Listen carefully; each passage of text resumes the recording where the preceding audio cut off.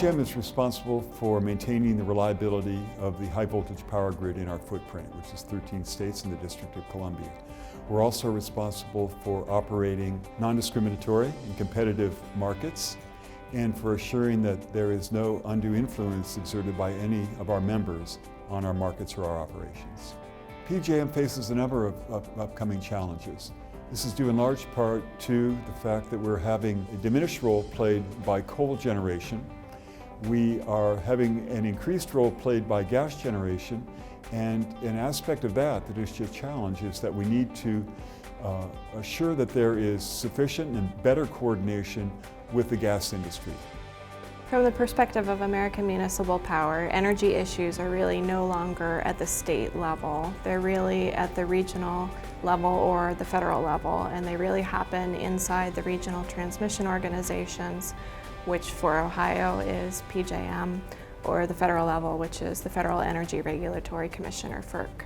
Some of the things that consumers can do to mitigate their electricity costs are to look for a good supplier arrangement, but then also really employ some self-help, which means you could install some behind-the-meter generation to help reduce some of your transmission costs. House Bill 483 expands the definition of public infrastructure improvement to include gas or electric facilities.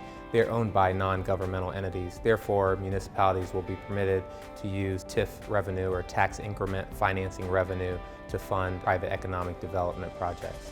There's a significant shift in the generation fuel source for Ohio's generation fleet. In particular, a shift from coal-fired generation to natural gas-fired generation. And there are a few things causing this shift. First is the abundance of shale gas, which has certainly been the big energy story here in Ohio.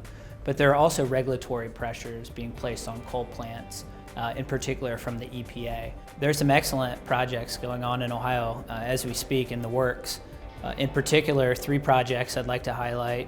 There's one project that received its certificate from the Ohio Power Siting Board last spring. It's an 800 megawatt facility. Another facility, 700 megawatts in Carroll County, received its certificate.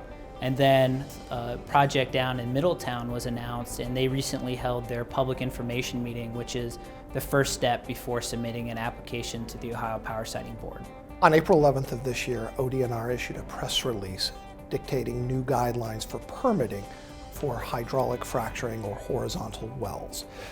Those guidelines indicated that anyone who was requesting a permit within a known seismic activity area of 2.0 or greater on the Richter scale would be required to have sensitive seismic monitors on site. How sensitive does the seismic monitoring equipment have to be? Seismic monitoring equipment runs the gamut and can be very inexpensive and can be very expensive. How many monitors are you going to have? Where are they going to have to be located? The second concern came into the fact that most of these activities cannot be felt by humans. You really have to be about 3.0 or even 3.5 on the Richter scale before someone can detect it. So the question becomes, will ODNR trust the industry to police itself, or is the Ohio Department of Natural Resources going to require a third-party contractor to conduct the monitoring? Third, the industry is concerned about the length of the investigation.